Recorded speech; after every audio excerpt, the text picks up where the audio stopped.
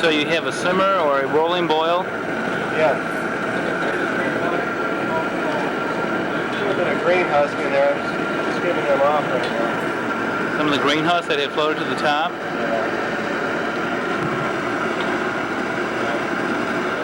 From this point on, though, there's no other filtering, is there? It goes through the hotbed at the end. Okay, so you do have that one bed of hops left as a filtration. Boil it there yet or not? Ready? Let's put 5 in here. It's early.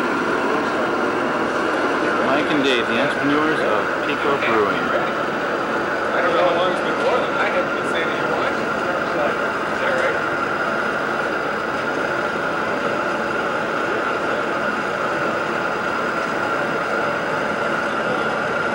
Nice rolling boil, as you can see there.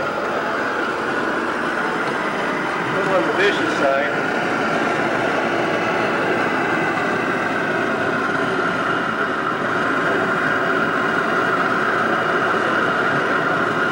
Looks quite vicious, all right.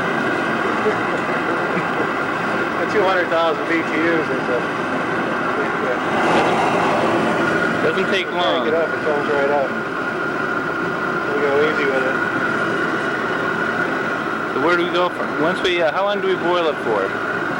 Well, you boil it till you see hot break, and when hot break is, you'll see like a coagulation of white proteins will all of a sudden appear in your boil. At that point you add the hops. If you add the hops sooner than that, your hops end up getting stuck in the protein when all these little white proteins form and settle to the bottom, and your beer will come out a lot less hot than you thought it should. So you add about probably 25 to 50% more hops and do it now, or else you can wait 15 to 20 minutes until the hot break forms, and then add your hops then. Okay. So you'll let us know when you see that hot break so we know what to look for? It's pretty easy to see. It's like a white coagulation. You'll see little white dots rolling in the boil when that occurs. And slow the boil down a little bit to see it. I don't think we're there yet.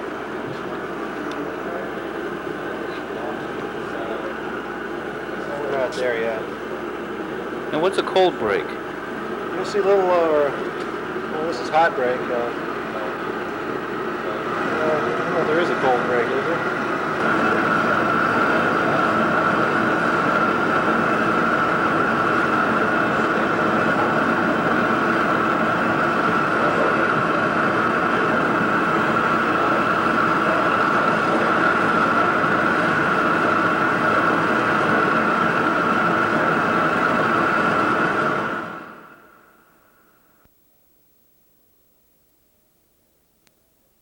North country. If you live up in the North country, this is how to cool your hydrometer off, so you can take a hydrometer reading here. If you're down south, you don't have the pleasure of this. So one of the advantages of living up north in the snow. More than one way to cool her down. Cool hydrometer.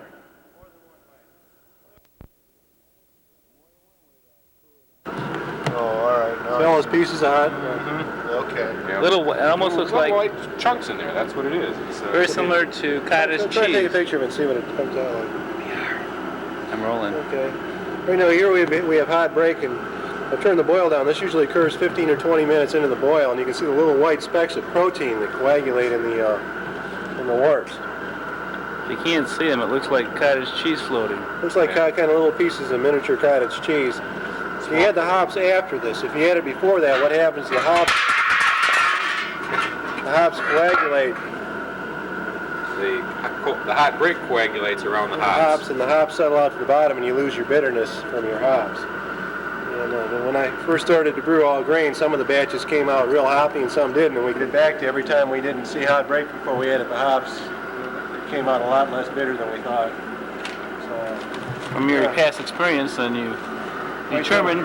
Wait till we see it, and then add the hops. We add 4 ounces of Hallertauer hops in this batch. 4 ounces of Hallertauer? Right, at the beginning of the boil. After we've seen the hot break.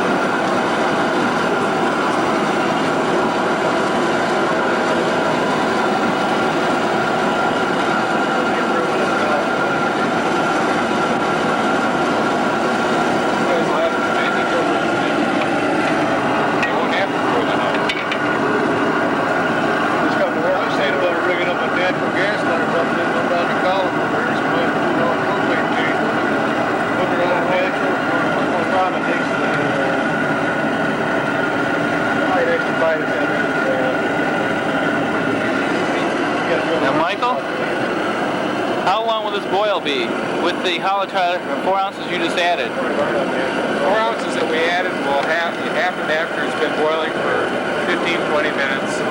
After it's boiled for about another half hour, we're going to add another 4 ounces. That 4 ounces will add a little bit to the bittering, but more so to the flavor of the beer. We start to pick up the flavoring qualities of the hops with that addition. And then we'll boil it for about another half hour, 20 minutes to a half hour after that.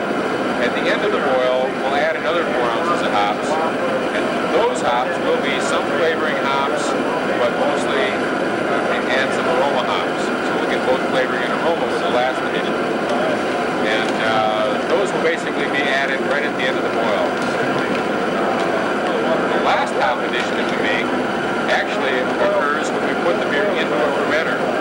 We will add the beer to a fermenter after it's been cooled, and we'll throw in 1 more ounce of hops. And that's pure aroma hops. That will give the beer a nice hoppy aroma. It stays right in the fermenter till bottling time.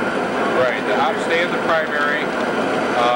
You actually could add the hops to the secondary. You would tend to not scrub out as much hop aroma, but we found that an ounce of hops in the primary works out pretty well. We might be able to get away with maybe a half ounce if we put it in the secondary. Something to experiment. There's always different things to try when you're making beer. That's half the fun. Is so many different things to try. Good.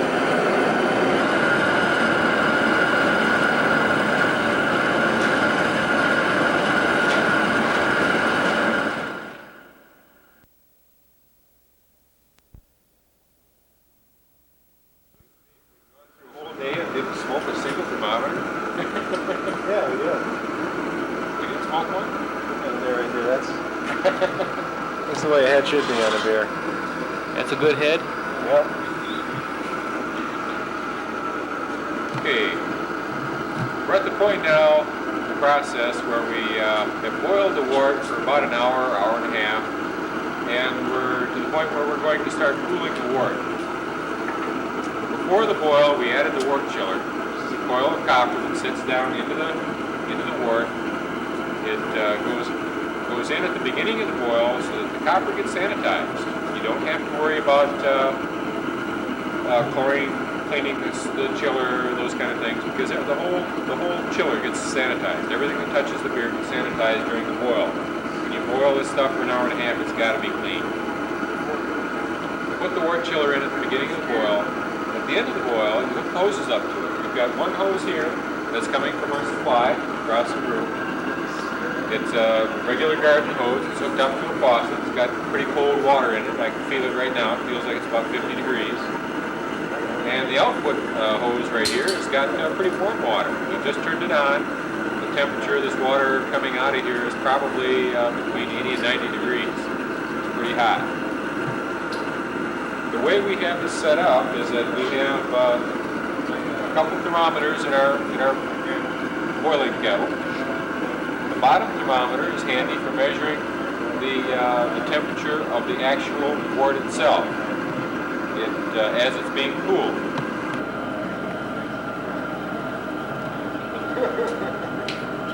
As wort is being cooled, the bottom thermometer indicates the temperature of the wort below the wort chiller. The thermometer that's a little higher than that, the top thermometer measures the temperature of the wort when it's being boiled, but while you're trying to cool the wort, this thermometer actually touches the wort chiller. So you're not going to get an accurate reading. You're going to get a reading more of the temperature of the water coming in as opposed to the actual wort. That's why there's two temperatures on here. We use the screens at the bottom of the boiler, and at this point the screens are being used to hold back the hops. The hops are not flowing through the hose. We have the pump and hose on here to speed up the cooling process. We're taking the cool wort that settles to the bottom, pumping it through the pump, up the hose, back down in on top of the wort chiller. That speeds along the process. We can cool down 15 gallons of wort in about 20 minutes that way. The screens that are in the bottom help to hold back the hops.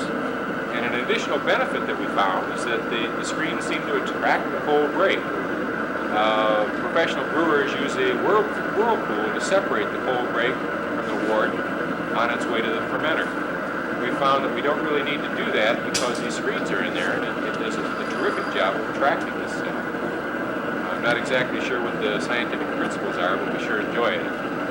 It sets it up so that when we cool 15 gallons of wort, we put it into a fermenter, we end up with about a ½ inch of truth, which is almost all pure yeast.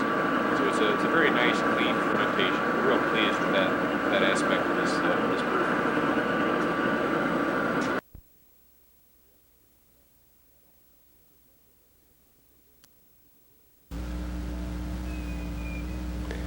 Hi, my name is Mike O'Brien. I'm with Pico Brewing. Systems. We're here to demonstrate our 15-barrel.